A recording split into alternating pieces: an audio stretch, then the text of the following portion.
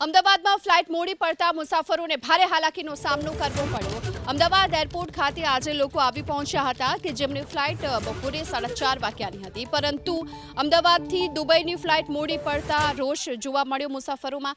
Spice જેટની આ flight મોડી પડી હતી, જેને લઈ મુસાફરો હેરાન પરેશાન થયા અને જ્યારે આ અંગે તેમને પૂછ્યું તો રાત્રે 12 કલાકે ફ્લાઇટ ઉપડશે આ પ્રકારનો જવાબ મળ્યો હતો મુસાફરોને, જેને લઈને તેઓ પરેશાન થતા જોવા મળ્યા। મારી ફ્લાઇટ 4:15ની હતી અમદાવાદથી દુબઈ માટે સ્પાઇસ જેટની।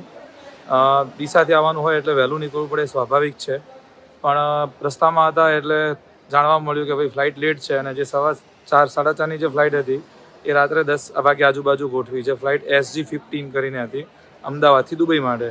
હવે એવું જાણવા મળ્યું છે કે એ ફ્લાઇટ પાછી ડીલે કરી અને રાત્રે 12 વાગે આજુબાજુની કરી છે। એમના તરફથી કોઈ સરખો જવાબ નથી આપવામાં આવતો। કંઈ જમવાનું કોઈ બી જે દૂરથી આવેલા છે, નાના બાળકો અમુક સાથે છે, એમને કોઈ સરખો જવાબ આપવામાં આવતો નથી। એકદમ રૂડ વર્તન કરવામાં આવે।